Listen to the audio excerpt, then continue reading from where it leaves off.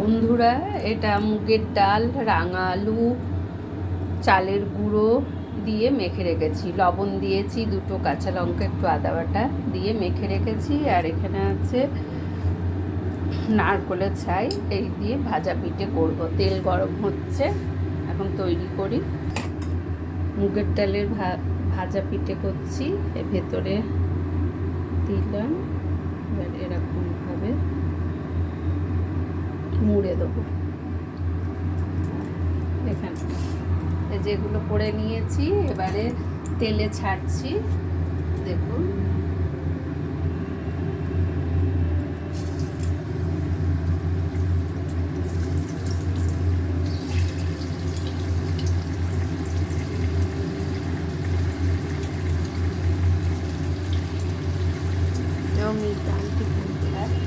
Aunty phone করছে, করি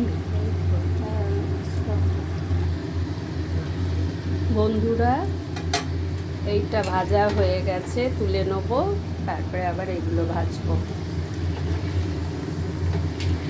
তুলে নেবো। হয়ে গেছে ওটা। আর এটা হচ্ছে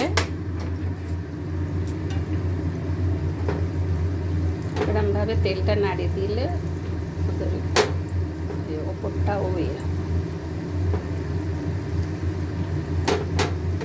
মুগের ডালের ভাজা পিঠে।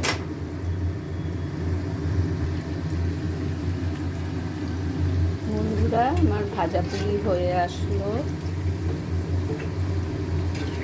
এটা একটু অল্প আছে, ভালো করে ভাজতে হয়।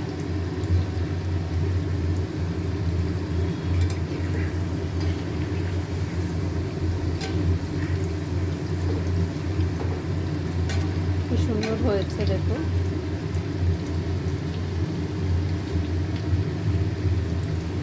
এবার নামিয়ে ফেলবো, রাখছি বন্ধুরা। মুগের ডালের ভাজা পুলি আমার হয়ে গেল।